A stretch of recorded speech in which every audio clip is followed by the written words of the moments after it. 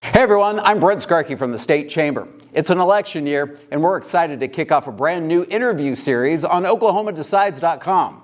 The site, the best way to stay up to date with the latest candidate developments in our state. The State Chamber's Chad Warmington going one-on-one with statewide office candidates to give the business community and Oklahomans a great look at what the men and women who are running for office are all about. The interview does not constitute an endorsement from the State Chamber. It's just a place where they can be heard and voters can learn more. All right, we're here with Chris Merideth, who's a candidate for Insurance Commissioner. Chris, thanks for coming in and spending some time with us today. Yeah, thanks, Chad, for having me. Chris is a longtime chamber advocate. He's been involved with us for years. We're super happy to have him here to talk a little bit about his running for the Insurance Commissioner. I want to tell you about Chris's industry experience. He's got extensive experience in the industry, in the insurance industry, most specifically. Got to make sure we say insurance. That's right. I mean, because that is what you're running for. He's worked in claims and agency operations. He's no stranger to working really on tough insurance policies and policy issues. He's had previous leadership roles in the State Chamber Policy Committee. His career in the insurance industry has inspired him to run for Insurance Commissioner, and we're really glad you're here today, and we're glad you're being willing to serve. Thanks for stepping up and running. I appreciate it. Scary situation, but I'm ready to go. Awesome. So let's go. Okay, let's do it. All right. Your vision for Oklahoma is what, and you want to accomplish that through the Insurance Commissioner. How? Absolutely. So, I'm running for Insurance Commissioner because the insurance affordability crisis that we're facing right now has become an economic issue. I mean, it's impacting home ownership. It's impacting our low cost of living that we're proud of. But it's hitting every Oklahoman in the wallet, and I've seen how to fix it through my work that I do. Great. And that's why you're uniquely qualified to run for this. Yes, sir. All right, I added that for you. Appreciate that. So you may have heard us talking a lot about Oklahoma Competes, and it is kind of the State Chamber's new way that we're looking at competitiveness. How do we make Oklahoma more competitive both regionally and nationally?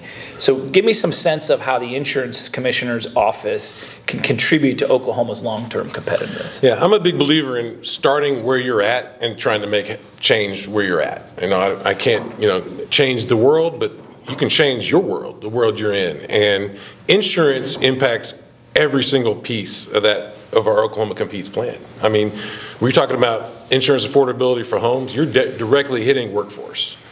I mean, I can't tell you how many people I've talked to across the state that moved here because of low cost of living and the clear benefits you have for moving to Oklahoma, and are now second guessing it once they got their insurance bill. And that's a big concern for me. I mean, if you can't afford to buy a home here, why would you move here? That's a great point. I'll tell you, as we have dug into the data on Oklahoma Competes, one of the things that really keeps Oklahoma from being more competitive is the high cost of insurance. I mean, it is a significant burden for businesses. In fact, I was with the Asian Chamber last week, so small Asian businesses all over kind of the greater Oklahoma City area, and that came up with them as well. That they're small businesses, and those are things that are really hurting them from being more prosperous and more competitive. So I think that tracks with what you're seeing as well. Absolutely, and we talk about how high it is or where it ranks, as far as just pure price. But as a percent of an Oklahoman's wallet, it's absolutely humongous. And if you're spending all this money on insurance, you can't spend it on other things. That's great. That's spot on.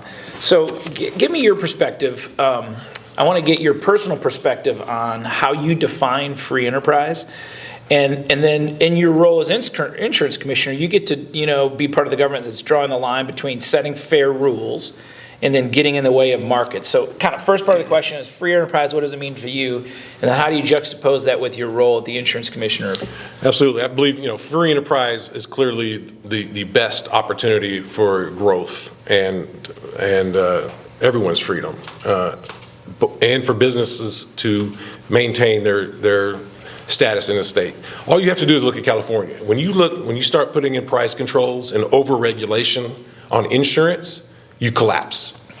You're lucky to even get insurance in California right now because of what they've done with their price controls and everything else. So what you need to do is have a fair balance. Insurance is a little different because a lot of times you don't see that product until you need to file a claim. And so you have to have a little bit of a regulation there to make sure insurance companies are solvent so they can pay the claim. And that's the main reason for the department existing.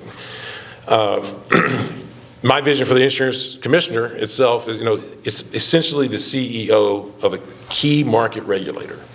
And the job is to ensure market stability, is to ensure fair enforcement of the existing rules, it's to protect consumers, and then make sure insurance companies are doing business responsibly in the state. Yeah, pretty clear. I think you kind of led right into kind of my next set of questions, which is, Oklahoma's property insurance rates are some of the highest in the country, and a variety of factors play into that. So it's kind of a two-part question. One, in your opinion, what are the biggest drivers of these rate increases? And then two, through our research, we found states like Florida have found some reasonable ways to ensure policyholders receive the coverage and the claims performance that's reflected in their policy. And then how will Oklahoma's insurance environment look different when you're elected? So first question, and what's driving it? And then how will you impact our insurance environment in Oklahoma? And are there ways and things that we can be doing? Yeah, so I want to be very clear. This is not a market regulation issue. This is a cost issue. Absolutely.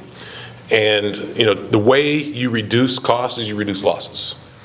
And again, like I said, from my point of view, seeing across the country, we've seen best practices in other places that can be used in principle here and applied to impact the problem we're seeing. And that starts with, you can start with, look at Alabama, the Fortified Homes program that the department has already launched, which is a great program. My mission on that is to accelerate it and bring that thing to its full potential and make Oklahoma the leader in resilience across the country and how we build homes. And the second piece to that, so that reduces our risk, which is going to reduce some of the cost in the system. The second piece is reducing the actual cost. And those, you have large amounts of fraud and abuse in the system, inefficiencies that can be addressed, especially in the roofing part of the equation, which is a major driver of the cost. And I think it's time to get more involved in how we roof and how we do those things. And I want to make Oklahoma, 4 years from now, I'd like to look back and say, we totally changed how roofing insurance is done across the country. That's where I want to be. That's great. Personal hitting close to home, I'm getting ready to get my roof replaced right now. And I've learned a little bit about the Fortified program through the State Department of Insurance. Just maybe for people who don't know what that is, walk them through what the goal of that program is. It's been interesting for me to learn more about it. Yeah, absolutely. So the goal of the program, we copied it from Alabama, who's over 60,000 of these homes now. Louisiana built 10,000 of them in a year. So these are things that we can do once we get this thing built up. But the bottom line is it's a grant program funded by insurance companies. The insurance department administers the program, and people can apply for the grant for their owner-occupied home. And you put on a new roof that has been by roofers who are certified. Also, there is a second person that's independent that comes and makes sure it's put on correctly. But the bottom line is you've got a hail-resistant shingle. You've got they're applied in a certain way, and the decking is sealed and clipped on. So hail-resistant roof is great until it blows off. If it blows off, you've kind of lost it, and then water is entering the home, and that's where a lot of the loss comes from. So this thing is designed to stop that from happening. We've seen a study out of Alabama. They studied a hurricane that went through Alabama, I think 2022, and they showed about a 65% reduction in losses and a 65% reduction in deductibles paid. So you don't have to pay your deductible if you have this thing on. 65% you'll on average. Yeah. So that's the kind of data-driven, science-backed solutions that I'm going after right there. Gotcha. That makes a ton of sense. This session, we could see some new legislation around potentially adding the Attorney General to the annual rate setting process. There's some other proposals out there. Give us your thoughts on getting more folks involved in the annual rate setting process. Yeah, it's interesting that I don't think we look and learn across the country like we should. Again, this is not a market regulation problem. It's a cost problem. And changing how you regulate it, there are tweaks that could be done. I don't have I've got thoughts on that, but we don't need more people setting rates. We need the businesses, the market setting the rates. That works. We know it works. It works across the country, and we know what happens when you don't. You can look at Florida. You mentioned Florida. Florida had that. It was a complete disaster until they made reforms that fixed a lot of the problems and brought I mean, the reforms they just did a year and a half ago reduced rates and brought more insurance companies into the market. In addition to their fortified program, which they're in the middle of a hurricane area, so they've got to build to the threat that's in front of them, and that's what they've done. So they're addressing this by reducing risk and reducing losses. On the reducing risk side, I think some of the research we've done on Florida, they also did some kind of smart lawsuit reform there to help kind of bring down rates as well. Give us your take on that in terms of reducing risk. Do we have a legal environment risk that's maybe making it tougher for insurance companies, which then therefore makes it more costly, and then that gets passed on to ratepayers? Yes, I know that Oklahoma's been on the list of judicial problem areas before, and I know that litigation costs. I think I saw an estimate of around $2,000 per person in Oklahoma.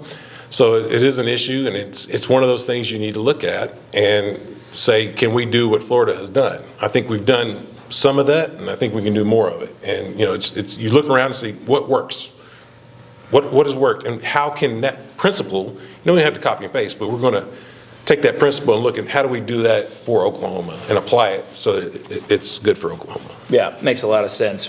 I know we'll be working on that. We're trying to figure out how we can be helpful in those conversations, because we know it impacts businesses, impacts us here at the State Chamber in terms of the cost of our insurance, even for the building that we're in now. And so we're looking forward to working on that issue, because we know it's a significant impact, and particularly to small businesses. Mm-hmm. So kind of as we wrap up here, and you've been on the campaign trail now for months, if not longer. Give us kind of what you've learned on the trail, what you're hoping to really communicate to voters between now and the primary, and just kind of wrap us up with what does Chris want us to know before we stop watching this video? Look, what I want people to know is that as commissioner, I will be advocating for the changes we need to see. I'm going to be out in front. I'm not going to wait. I'm not just here to manage or administer. I'm here to help bring us to a new era and really kind of accelerate the programs that have been put in place. We're on the right path, but we have to move faster. We're falling behind because, frankly, is inflation. Inflation has created this environment that says we cannot move slow. We have to move fast. And I want to be out in front of that. And, when you have a predictable system, businesses will invest. And then consumer confidence will go up. Because right now, what I hear on the campaign trail is people have lost confidence in the system. And so we have to restore that trust. And to restore that confidence, you have to have predictability, and that's what I intend to bring back. I mean, I don't think you could have ended it better than that. It was a perfect way to end it. Chris, I want to thank you again sincerely for stepping up and being willing to serve. We know this takes away time from your family and your personal interests, and we're making it a point to thank people for standing up and being willing to put your name on the ballot, enter in the arena, and be a part of the debate. So thanks for doing that. Thanks for coming and spending some time with us. I appreciate it, Chad. Never thought I would do such a thing, but my heart's in it, and I'm very excited to get going.